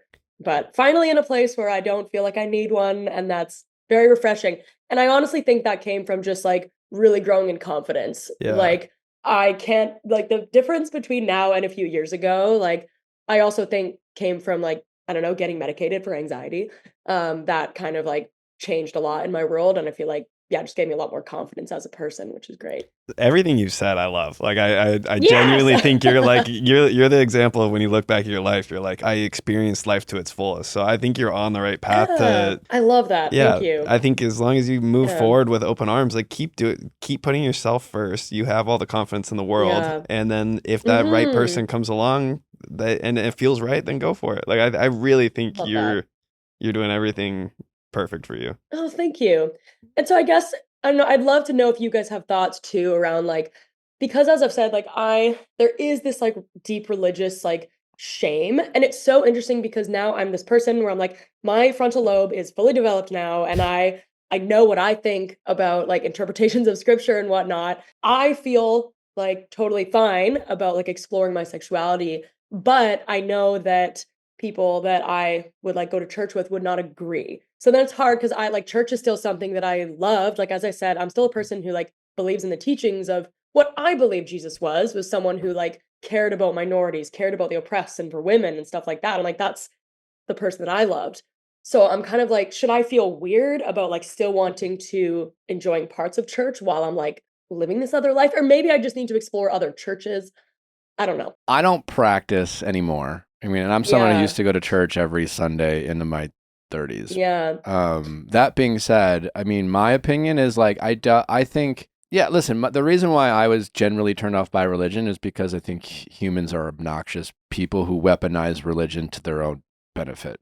100%. And that's what I mean when I say like the American evangelicalism. I Yeah, really for like sure. I have a problem with that Yeah. for sure. You believe in God, you also know you're not him, right? Or her, whatever. Yes, So like, exactly. you know, Right? just I don't know, not to sound corny, but like just do what you think is in your heart. And at the end of the day, when your time's up, so to speak, you'll find out how you did it. But in the Yeah. meantime, just, you know, be a good person and prioritize your character. Your decisions matter in your life. Kind of to that point, my biggest gripe with very religious people, Mhm. let's say let's lump them in, like especially I'm more familiar with Christianity, and Christianity has Yeah. like the 7 deadly sins, and Yeah. a lot of those people are very dogmatic about Mhm. like things like sex or whatever, but they Mhm. conveniently forget how pride, for example, is like one of the 7 deadly sins, and it's just like humans aren't going to judge you. Well, I mean, humans will judge you, Yes, but their totally. judgment Yeah. doesn't matter. That's it. Their judgment doesn't matter. Find That- your thing. Yeah. Yeah. you like look at yourself from probably when in your 20s when you were at your most religious, and you said you were Oh yeah. yeah, and you weren't that happy with where you were, it sounds like, and now you're much happier in who No. you are and you're less religious. That doesn't mean you're guilty Mhm. of anything. It doesn't matter if people are judging you. It's what matters inside. Yeah. Like you're the best place you've Absolutely. ever been. And most of that shame Yeah. comes from people because they will use that, again, weaponize it and may say something to you or look at you a certain way. Maybe they don't approve of your Mhm. lifestyle, but at the end of the day, happy people don't spend their energy judging others all that much, you know? 100%, Certainly, yeah. like, you know, So maybe it is a new church. if all these Yeah. people, if these people are knowing you and judging you, maybe it is a new maybe church. like the physical church of the people, but like if I ever go back to church, I'm gonna go back to Catholic Church, right? And now there's a lot Right, of things that yeah. I don't necessarily like subscribe to or believe in, or I'm certainly not gonna change really anything about. I'm very comfortable with what I think about is my right or wrong. I have my Yeah. compass, right? And so if Totally. if honestly, if Natalie and I start going back to church, it will mostly be because like kids and like community and things like that. Yeah. I'm very comfortable with what I know is right or wrong for me. And I think Mhm. that's all that really matters. And like, I don't know, as I gotten older, and the reason why I stopped going to church, I just got a little bit less out of it. So it's more of that, like you'll have your own relationship. I think, when we're younger and we're Yeah. taught religion, it's very much what our parents teach us, and this kind of Totally. and we do things because we think we're supposed to do it this way, and we're told if you don't, something's gonna happen, and you get older and you realize that kind of sounds like bullshit. Yes.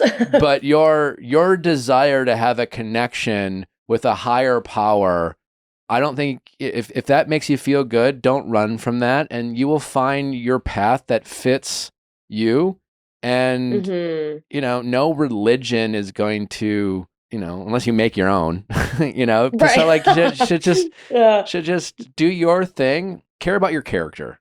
And Yeah. as long as you prioritize your character and how you treat yourself and treat others, I think that's what matters most. Yeah. All right. Makes sense. Well, hopefully this was helpful. Yeah. No, this was great. All right. Well, Thanks take for the care. chat. Awesome. Well, yeah. Thanks so much, you guys. Great All right, to meet take you care. both. Awesome. You too. That's it. Bye-bye. Yeah, I definitely related to the 20s and 30s. Yeah, no, she's great. She was like, I was like, what's the issue here? She seems so confident. Sometimes people and just like, want to talk things yeah, through, she- I I would hang out with her in a heartbeat. I definitely related to I think you can still, especially I don't know if you're religious at all, but yeah, as someone who used to be and not much anymore, because people can get a lot of good things out of religion if that's the thing, without being shamed. But because again, it's just human beings. And she was still involved in the church in some Yeah. capacity. I didn't know what like if she just went to church or if she worked well, at it. because a lot of people who are also part of the church they'll It's small judgments. these little Yeah, people will use religion to feel better about themselves. yeah, Yeah, She sounded like she just had so much growth in her life in the last 10 years and stuff. And I think she just needed a check-in. make sure she's on it. She totally was. Yeah.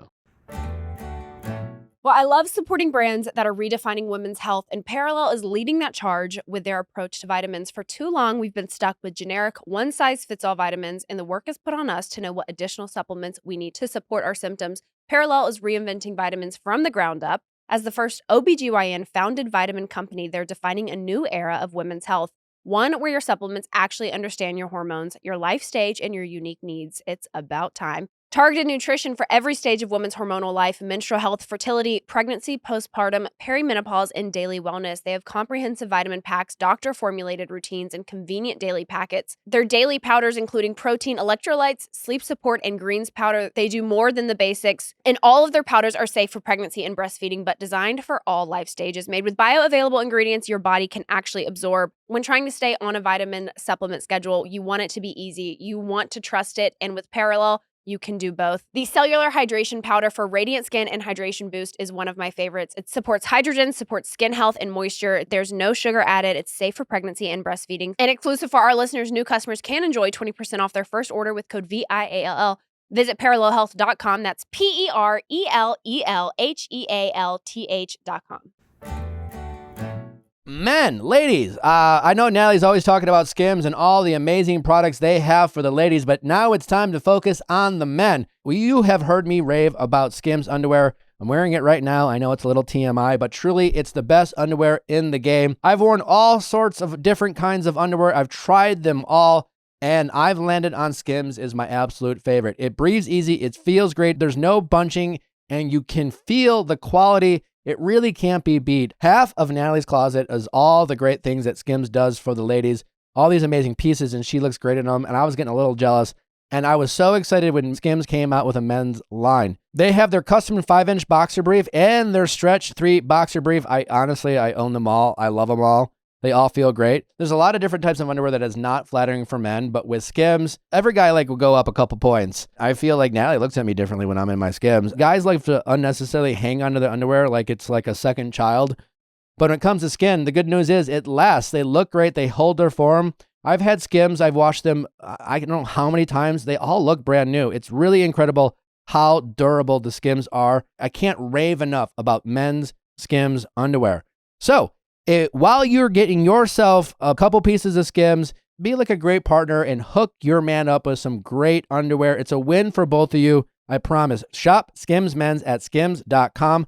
Let them know that we sent you. After you place your order, select podcast in the survey and select our show in the drop-down menu that follows.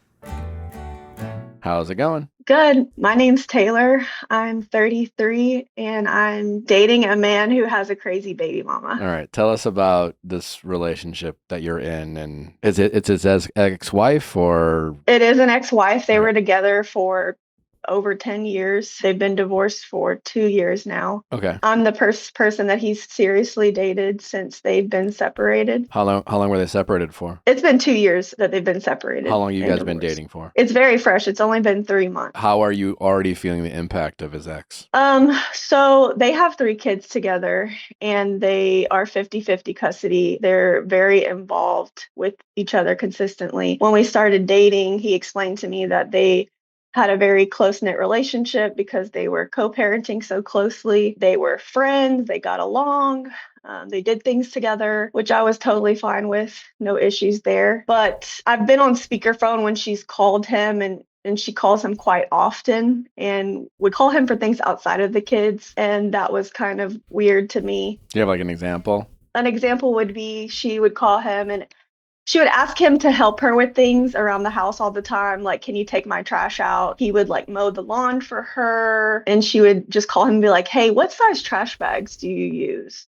Since we've been dating, he said that it's gotten worse. But to add on context to that, she's always had a boyfriend since they've been separated. And she's very dependent on men for what he's told me. And they broke up the same week that we started dating. And so she's been reaching out to him more and needing more things from him. And what conversations have the two of you had about his ex-wife? So like I would be on speakerphone, he would answer her and she would kind of snap on him and be very abrasive and rude and, ask inappropriate things to me for a relationship that's just for the kids co-parenting. So I brought it up to him that it kind of made me uncomfortable that he didn't have great boundaries with her. And if we were going to move forward into a serious relationship, he would need to set boundaries with her around that, which leading into he did have that conversation with her and it did not go well. Were you there when he had that conversation? No. I told him I don't want to be a part of any of that. I want you to handle that with her. And so it didn't go well because he just told you that? He told me. Okay. So she basically was like, well, you can get the F out of my house then, and was threatening to take him back to court for child support. Because right now they don't do child support. It's 50-50. They cut everything half and half. He has him 50% of the time. She has him 50% of the time. So to your understanding, what did he say to her?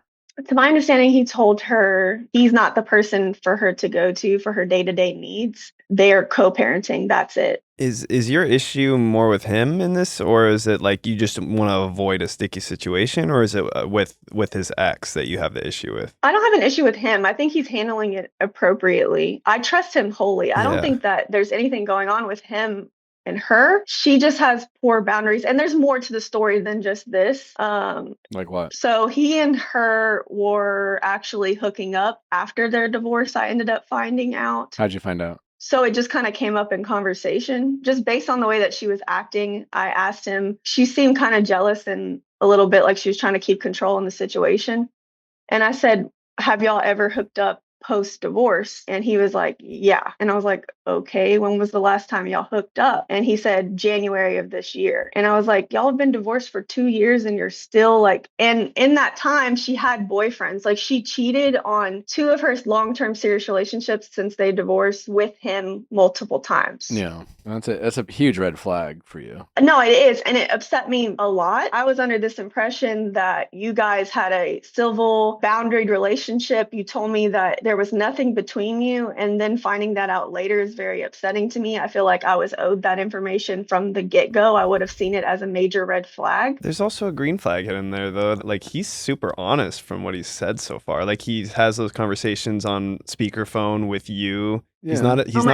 He's not trying to hide anything. When you asked him, he told you. So there's a lot of green flags in there too. That's the thing, is he is a giant walking green flag. Like, he is so transparent and so honest, and that's why he's had me so involved with her in the situation, is because he knows the history between them two and he wants me to be super involved so I'm not uncomfortable with it. But it's an uncomfortable situation.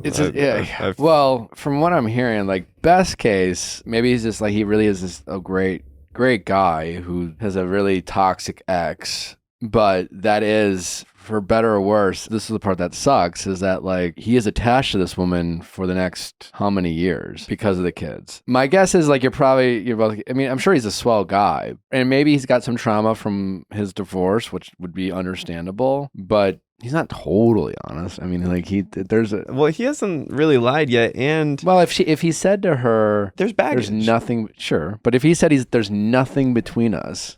Well, at the same time, it's like, what's worse, a guy who's still involved? Like, he is willing to help his baby mama. It's like he wants to do things like help her and stuff like that. That's better than kicking her to the curb. And totally. So, like, maybe he is a good guy. He needs to set boundaries, like you said. So I guess the question is because he tried to set boundaries, and then he got this very toxic response that included some threats. Yeah, and that's the thing is it doesn't end there. She broke up with that guy and they got back together. And he's telling me that she has this mentality that she wants us all to be this happy, like co-parenting family that all hangs out together. And she's invited us to go hang out with her and her boyfriend. And she wants us to all go like trick-or-treating together.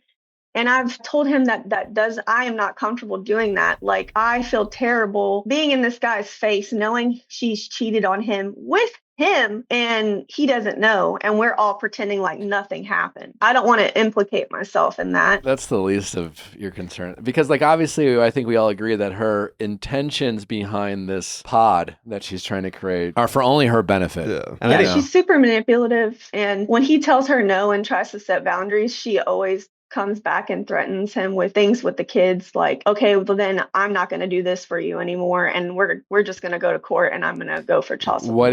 What is she doing for him? Some of the things are like, so his job, he can't take the kids to school because he has to be up early.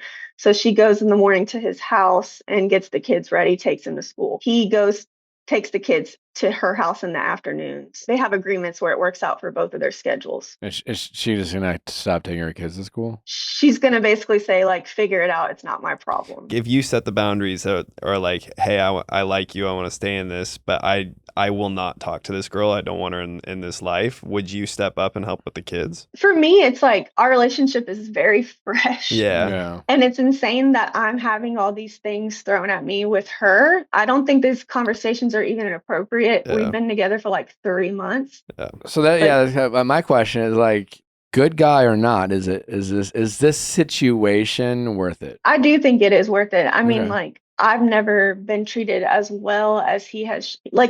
She totally messed up letting him go. Like, honestly, like, yeah, maybe so. Do you think he is strong enough to deal with his ex-wife? I think he is. You're very helpless in this situation. And to your point, it's not even really your problem or, to fix. It really comes down to how is he going to handle this? And again, depending on how toxic she really is, then the question is her bark worse than her bite? A lot of people just say shit, It wouldn't shock me if she's probably very used to just being loud and being messy and making threats. And most of the time it's, for a lot of times you're just like, it's just easier not to argue with you and I just fucking do it, But now that he met you and you seem to have a good thing going with him and you guys hopefully are mutually excited about this relationship, if he's serious about pursuing something with you, he really is going to have to put his foot down. Are you the first serious girlfriend he's had since the divorce? Yes. Right. So like up into this point, she's had this year and a half of kind of having her cake and eat it too. She's dated other men. Your boyfriend, rightfully so, probably had some trauma from the relationship. I mean, we've all had sex with our exes. I don't think you really have anything to worry about in terms of like whether he misses her, still has feelings. I think it's just easy to have sex with your ex. There's a comfort there. But she's been able to like, do the whole, I don't want you, but I still want you to want me. And I may not want to be with you. I may not want to be married to you, but I still want to control you and I still want to feel like I have power over you. And you are a symbol of things really changing for her. And if you're right, where the fact that maybe there's some regret on her part for letting him go, you are very much a reminder of that and you make it real. Because up until the point that you entered the equation, there maybe been a subconscious part of her that thought, well, maybe I can always get back together with him. He hasn't replaced me.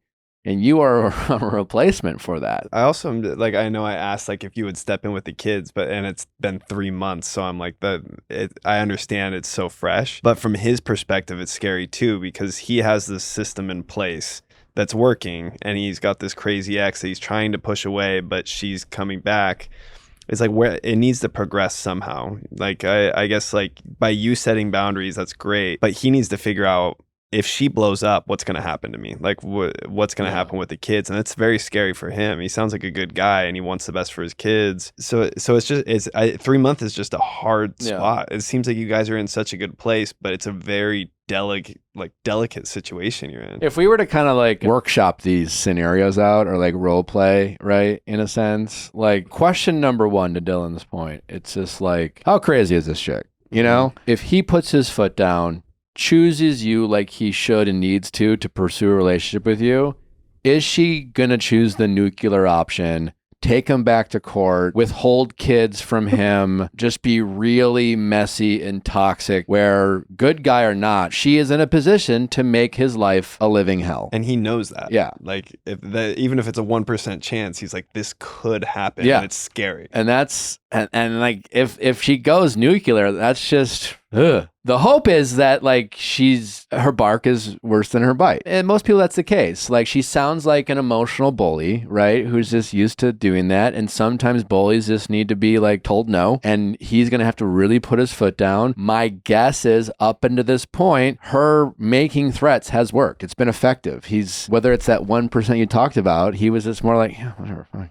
You know, like peace, you know, he's chosen to be happy over being right with her up until this point. And now if he prioritizes your happiness, he can't prioritize hers anymore or hit as much. So then scenario 2 is, can he set these boundaries and just tell her no and see if she just adjusts and gets over it and kind of realize this is the new normal, and then maybe in the future there's a path for like, are you like willing to have coffee with this chick to be like, hey, like how do we actually get along? Well, that's my real like question. As of right now, I don't care to be her friend based on the way that she's behaving. And like I don't want to reward her toxic behavior. I don't want to be like, she's throwing a tantrum, so let me just give in and try to meet up with her and be her friend. Because like he's been talking to her about all this and saying like, she's not ready to be your friend. We're early in our relationship. She knows that she looks like a crazy baby mama. And she's like, I don't want her to think I'm just some crazy baby mama. But then she throws these fits every time he sets boundaries with her, and it pushes me even more so away when I hear the things that she says and the way that she talks to him. I think it's perfectly okay. Sorry to cut you off. I think it's perfectly okay that you set that boundary that you don't want to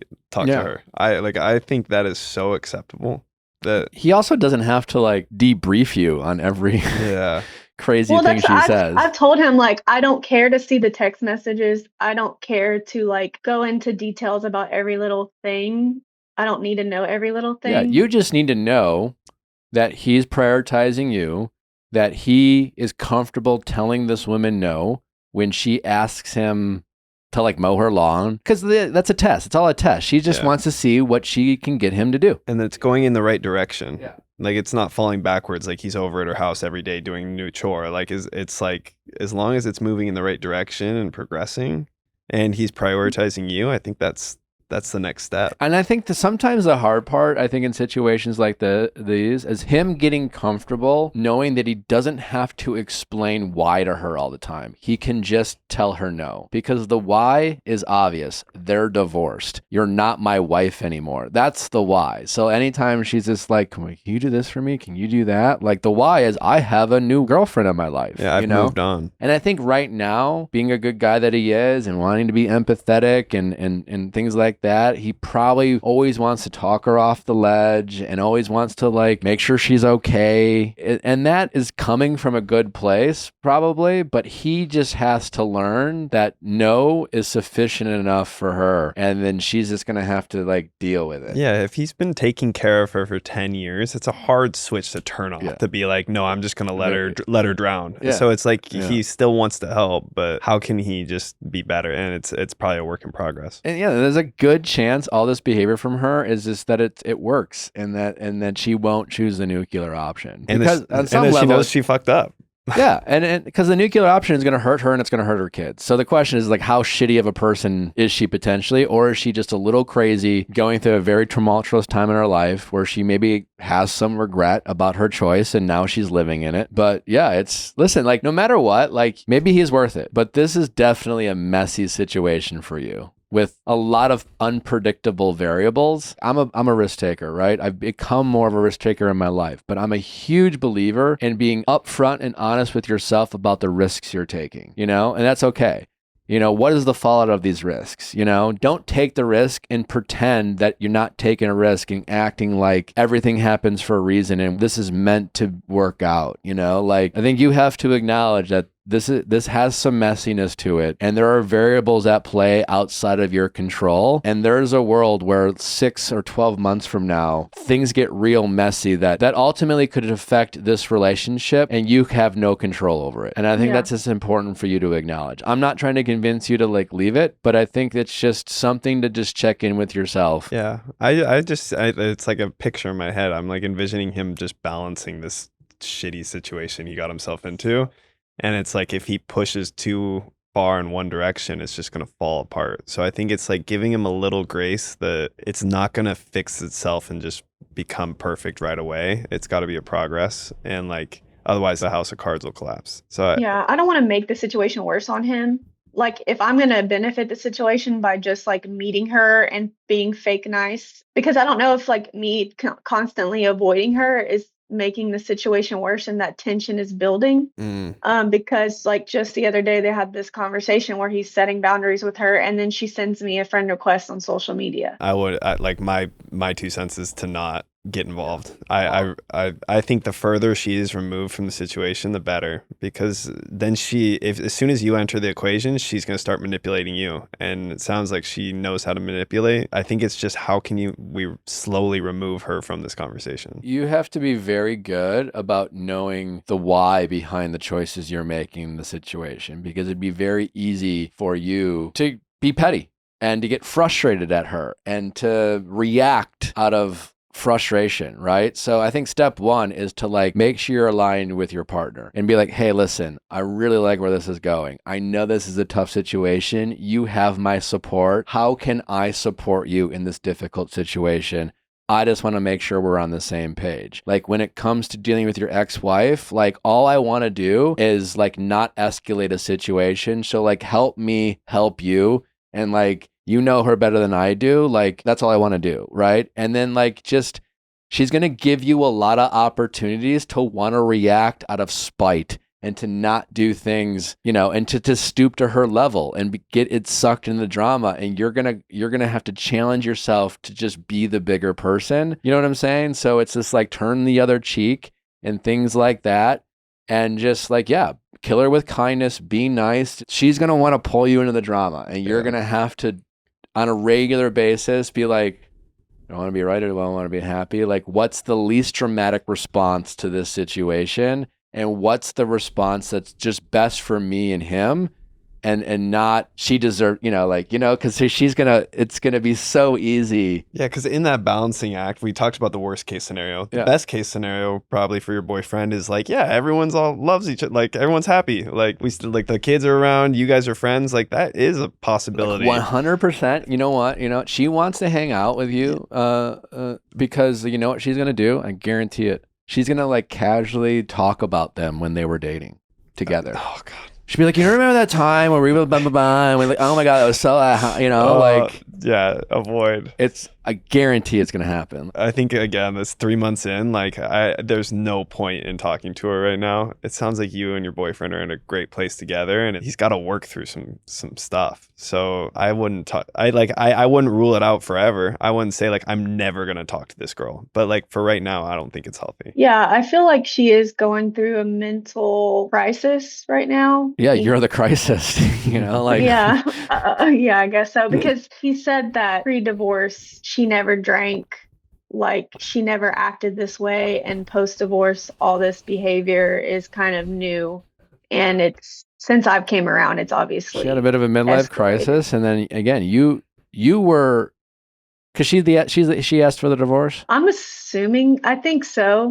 Right. Because he's the type to like work it out. He's a all-in kind of guy. Yeah. When he's in, he's in. And Well, if she asked for the divorce, things never really got real until you showed up. Yeah. You know, because up until that point, he was still there for her. You know, Yeah, she had her cake and eat it too. She She was still having sex with him. She was dating other men, and that's all different now. So yeah, I think again, if she's in that mental clarity, like you don't want that in your life. Like this should be fun for you to be with your boyfriend, and bringing in that negative energy into your life isn't something that you are signing up for right now. he's got to lead the charge and quarterback this situation with his ex-wife, and you have to support him. I think things get real messy and toxic when I think a lot of people in your position would tell him how he's supposed to handle his ex-wife and then tell him what he's supposed to do to make you like. The more you can make him feel supported, and again, just keep your way from the drama, the better. Yeah, I really strongly believe that. Don't fall into the trap of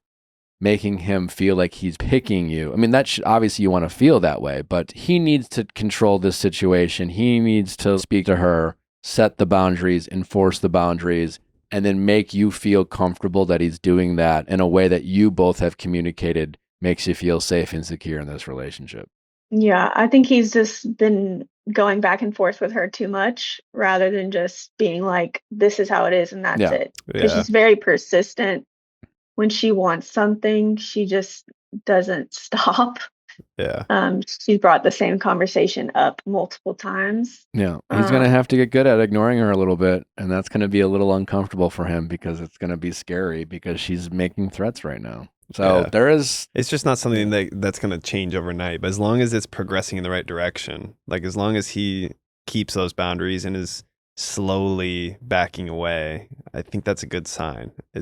He can't jump all out at once right now because it's just too scary. Yeah, I feel like it can hold off all of this, me being involved with her Yeah. until like we're maybe talking about like moving in together, where I'm going to be around her kids all the time. I don't see why this even needs to be really hashed out right now. Yeah. Honestly. just make sure you But two I'm are on the kinda- same page. Yeah, for sure. And it's like everything you said. It's a tough situation, but he sounds like you guys have a great thing going.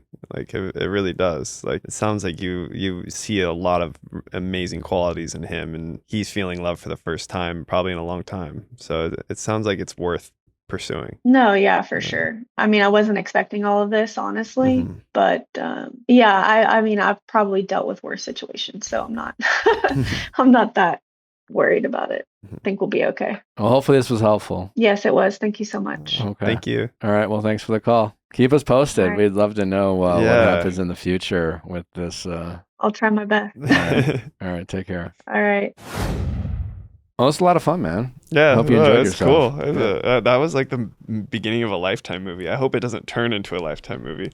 Yeah, I Like, hope in a not. bad way. It's divorce is messy, man. It's tough. Yeah. It's sometimes life happens and every relationship's hard, but especially now when we have River, like I'm very grateful right now. I'm in a relationship where we fight hard for our relationship because like especially when kids are involved, it's sad. It's so sad when you see, and like sometimes, it's people are better off not together, but it's tough when kids are involved and you get these messy relationships. It It's all sucks. just added layers to everything. Yeah.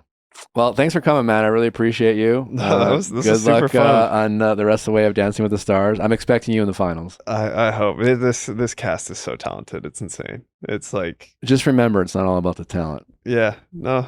For me, I'm Just remember to smile. dude. I know you already told me.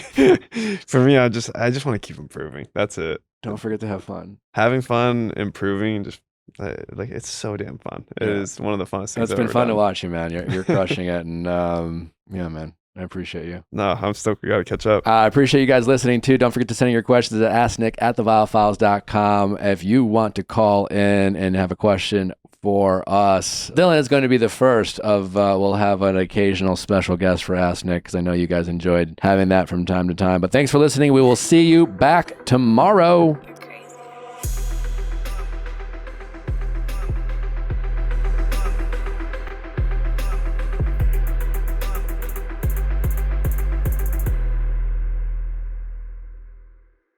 Hey guys, if you loved what you listened to, make sure you hit that subscribe button below. Thanks for listening. We'll see you next time.